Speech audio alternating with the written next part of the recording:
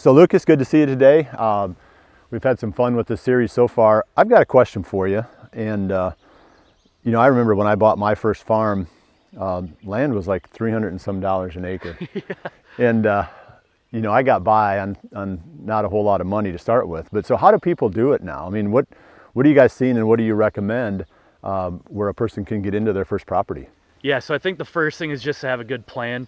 You're gonna first off, you're gonna want to establish a price you're comfortable with paying, and budget from there. So if you're making X amount a year or anything like that, you're gonna have a set budget on. So what is that formula? I mean, how would you know?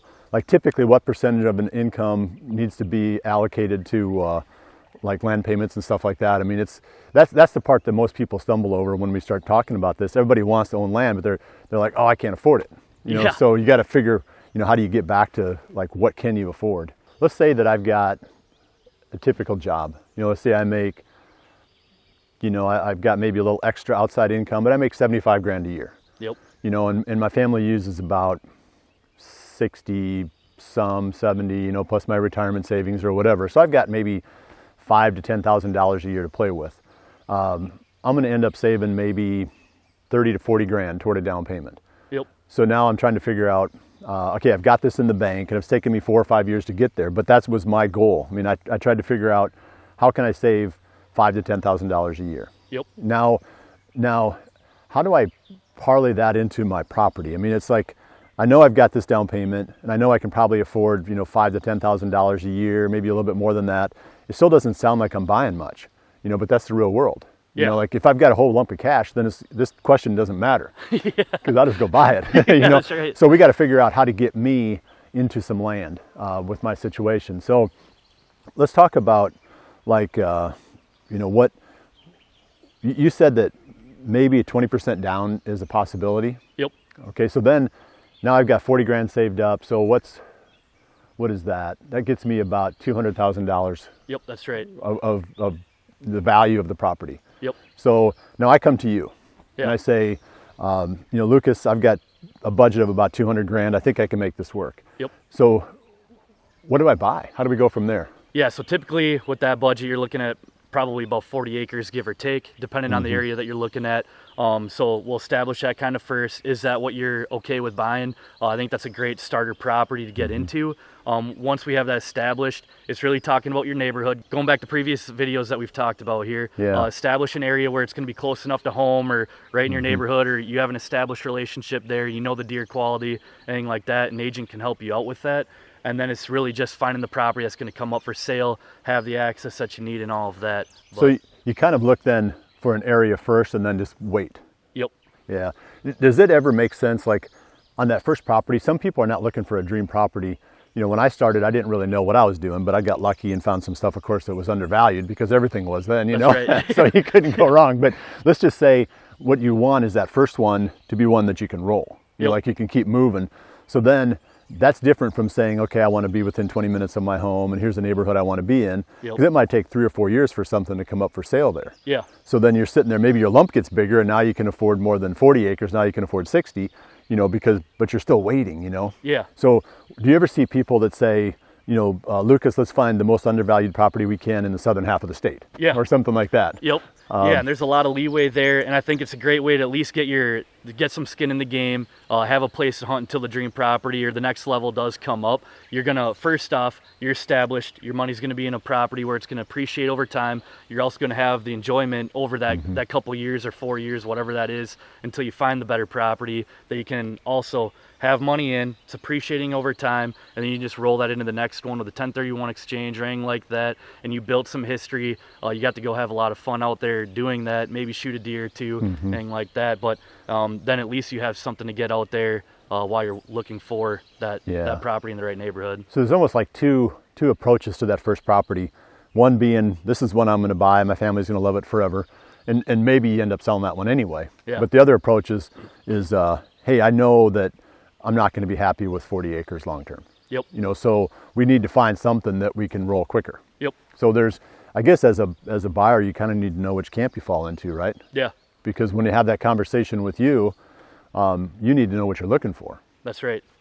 Yeah. So what kind of experiences have you seen, like with some of your clients, where you maybe seen one or the other of those two that really worked out well. Yeah, so I actually have a property pending right now. It's a smaller piece, 20 acres, hunts very big in Buffalo County. The guy's an out-of-state resident coming in. He just wanted to get established in Buffalo County and really get to know the area. I met him one night out for dinner, got to talking about neighborhoods, expanding. During that process, he's hunted a couple of booners on that property, some really nice management deer as well, but really an upper class area. He found, I think he just kind of landed in the hot spot already, but he kind of knows like some of the areas where you can really find some good pockets, and now he's ready to look for 80 or 100 acres, and he got to enjoy that property at the same time. So that's a really good story there. Yeah, so that guy was neighborhood first, and he just kind of, that because the neighborhood was so good, the property value went up anyway. Yeah. Yeah, so have you had any experiences with people who are just straight up investors saying, I want to get into the game, I want to be, a landowner where I can leverage this? Or is that more of a more sophisticated approach that you don't see that with, like first properties?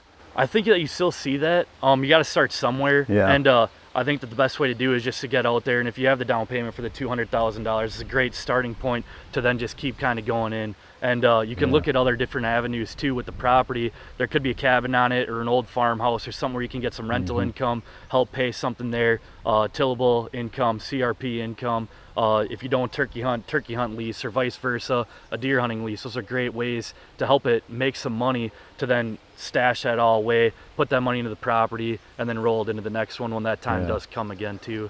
So let's talk about like timetables and the way this market is right now. I mean, how long would it take a person that wants to buy something? Let's just pick Wisconsin where you're familiar. Is it, let's say, central Wisconsin? They've got maybe a 2 or 3 county area they're willing to search in. How long would it take to find them a 40? Well, good question. Up until about a year ago, it wasn't that hard, but I mean, it's like as fast as it can hit the market, it's going right now. I think things are starting to finally level out here, and it's looking better. But yeah, it's as fast as it can hit the market. It's pretty much going right now, and at some point it'll stable out and it'll all be good. But I think that's a good time to plan and start having these conversations with.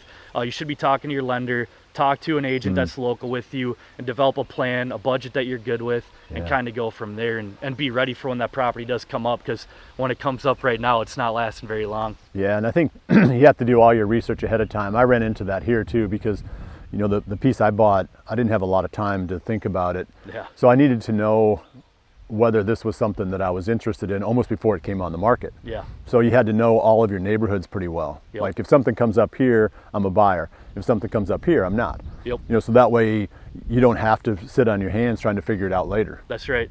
Yeah, you need to be ready for when that time comes, because when we shoot you a text or give you a phone call, you better be ready to pull the trigger if it's the right property. And I think that's a good thing about having a predetermined relationship with a pre-made relationship with your agent, is they're going to really be able to feel you out, know what property you're looking for when the time is right. We're not wasting your time on properties that you weren't going to be interested in the beginning too. So I think that helps.